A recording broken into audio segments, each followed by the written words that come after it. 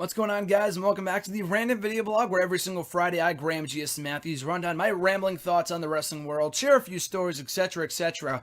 This is one of those episodes where I am going to share a story from my experience in Northeast Wrestling Future of Flight from July 14th, 2017, just last month. I talked about my experience at the June show that I went to, which I had a lot of fun at as well. I met Pentagon Jr. that night, Teddy Long, Kelly, Jake the Snake Roberts. So check out that video for my entire recap of that experience from 2 months ago. But again, I'm talking about Northeast Wrestling the next month, from last month, Feature of Flight, where I got to meet Ryback, as you can tell by the shirt, Jack Swagger, Ricochet, aka Prince Puma from Lucha Underground, as well as meet Cody Rhodes again for a second time, which we'll talk about momentarily. But I have not been to this many indie shows for Northeast Wrestling like in a row in quite some time. Usually I go like once or twice a year because I was in college. I mean, I'm out of college now. I graduated 2 months ago. But because I was in college, I would very rarely go to these shows. I would go to maybe one or two a summer, a few in the winter, and that was about it. This year, I'm going to try to go to 3. Like I said, I went to the one in June where I got to meet Pentagon Jr. and all those other guys, which was super worth it. The one last month that I'm talking about right now in July, and I'm going to one more in August. Hopefully at the end of the month, where Jericho's going to be there. Chris Jericho's doing an autograph book signing. Need to go. That might be I've had other opportunities to meet Jericho, both being at Northeast Wrestling in past years. I couldn't go either occasion. Third time's the charm. I have to go this year. But anyway, this one I really wanted to go to. I think Ryback will be at that one too. Maybe Ricochet. I think probably Swagger too. He's been doing a lot of shows to them recently. But I figured I had to go to this one, if only because it was my opportunity to finally meet Ryback. He's been at a few other shows with NEW for the past year now. I couldn't go. And again, regardless of what your opinion on Ryback is or what he says on his podcast, whether you believe it or you read it out of context, that's pretty much irrelevant to me. I mean, you have your own opinion. That's completely cool. If you don't like the guy, you don't like the guy. I've been a big fan of his since... Not even since 2012 when he came back as Ryback, but even before that. I don't want to be like one of those hipster fans like, oh, I've been a fan of this guy longer than you. Like, I've been watching him since the independent scene. Like, no, I've been only watching him not since his Tough Enough days or anything like that, but I have been watching him since his NXT days when he debuted as Skip Sheffield back in 2010. Now, I liked him even then. It sucked when he got hurt and he had to leave the Nexus. I was one of the few people, maybe not few, I'm sure there were more, but one of the very few people, I believe, that was waiting for him to come back. I think he got hurt maybe another 2 more times, or he had to have another 2 more surgeries. And the guy was out hurt for like almost 2 years. Like, he got hurt in August of 2010. He didn't come back until April of 2012 on the SmackDown after WrestleMania. So, again, he was out for a long time. And there were reports that Vince was super high on him, wanted to be like a second top-tier babyface in the company, which at the time was laughable. I mean, I knew the guy had talent, but to think he would go from being a Skip Sheffield to being a top babyface was comical, regardless of what his in-ring ability was or mic skills, whatever. But he proved everyone wrong when he came out as Ryback in 2012, got the Feed Me More stuff over. And again, I was super happy for him even then because I knew he could do it. I knew he had the ability, he had the skill. And the Feed Me More chant took off. It was one of the most popular, if not the most popular chant of all of 2012. He was a star from that point forward. They fucked it up by turning him heel. They turned him back babyface in 2014 when he came back from injury, which I was super happy for. They continued to bungle his push, despite the fact they gave him the IC Championship. A lot of up and downs for Ryback in the WWE. But bottom line, I was always a fan of his. And when he left in 2016, it was obviously because he wanted to. He wasn't happy there anymore, which was the best thing for him. He's doing his own thing now in the indie scene. So, again, when I heard he was going to Northeast Wrestling, I knew I had to meet the guy because he's been definitely an inspirational idol of mine. Not only for, like, the stuff he's done in WWE and stuff like that. And, again, say what you will about him and his podcast and whether you believe it or not. Excuse me, tongue twist there for a second. But whether you believe what he's saying on his podcast or not, or whether you read it out of context, that's your own prerogative. But really the positivity stuff that he's huge into. He wrote a whole book about it earlier this year. His real name is Ryback Reeves. He illegally changed his name, I believe, to Ryback Reeves. But he wrote a whole book about it. Wake Up, It's Feeding Time. I did the whole book review a few months ago here in the Random Video Blog. And I talked about in that video how I wanted to meet Ryback and finally got the chance. So I brought the book with me. He signed that. He signed the 10x4 or 8x4, whatever, the picture. He signed both things for me, which was really cool. He didn't have to, but he did. But I got to talk to him for like at least 5 minutes, which was super cool of him. There was a bunch of people behind me, but what was super cool about these shows, and specifically Ryback, Cody Rhodes did the same thing, where they take their time with each person. It's not a line of 1,000 people where I understand you have to go boom, boom, boom, boom with people in line.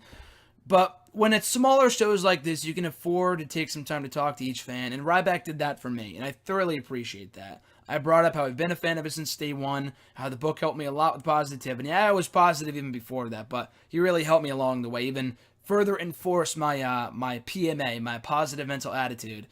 And I told him how I interviewed him a few years back on, for a conference call for hittingremote.com, that whole interview I did with him at the onset of 2016. He remembered it immediately because he knew where he was when he did it, which was cool. He said he was eating Whataburger in his car when he was doing that conference call, which was awesome. I brought up the Dana Warrior thing, which is kind of old news at this point, but I brought up the whole that he was supposed to face Warrior at WrestleMania 30, which blew up a few weeks ago. And he said how Dana Warrior was super cool to him in person and all this other stuff, which I can very much believe. She seems like a sweetheart, but she kind of went off on Ryback on Twitter not too long ago. But yeah, we talked about some other miscellaneous stuff, how they should have given him the world title, basic shit like that. But which I thoroughly believe. I really thought he should have been a world champion either in 2012 or 2013. Never got to that point, unfortunately. It was just never his time, according to the company. But still, it was really, really cool to meet him. I had a lot of fun talking to him. I really appreciate him taking the time out of his day or, event, whatever, to spend the time to talk to me. Again, it meant the world. So that was cool. I went from Ryback to Jack Swagger.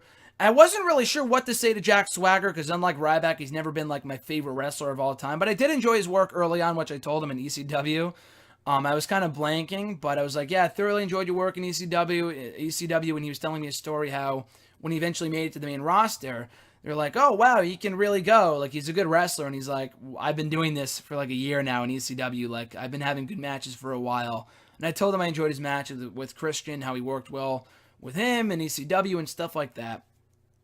And, I was talking about how I was at the Raw where he turned face. And there's a video of it. I took a video of it. It's up here on my channel from 3 years ago when he went face at the Raw in Hartford, the June 30th, 2014 show. And how they really dropped the ball on him by not pushing him as a big baby face at that point. And he was like, yeah, you have your peaks and valleys. It's one day it's this, and the next day it's that, and blah, blah, blah. Which you can kind of understand. But the amazing thing to me was how much happier he looked doing this show. He faced Donovan Dijak on it, which was a good, entertaining match. But he seemed like he really wanted to be there. As opposed to WWE towards the end, he seemed like he wanted to be anywhere but there. But on this indie show, he seemed like he was genuinely happy to be meeting people, talking to fans, being on the show. He seemed really happy with where he was at, which is cool. So I'm glad he left, on his own merit, because otherwise he'd be wasting away on SmackDown. The guy wasn't even on TV for the last 6 months of his career there. And Ricochet, I didn't really talk too much at all, but I got a picture of him. He was cool. I just said I enjoyed his work as Prince Puma and Lucha Underground, which I think he's done there now, but he can't appear anywhere else on TV anyway, like WWE or whatever, until the Lucha season runs out, which I think is in September, so he doesn't have too much longer.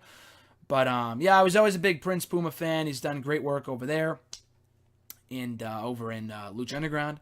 So, I got to talk to Cody Rhodes again. I told him a brief story about how I used to write for Sportskeeda, which is a fucking piece of shit website, by the way.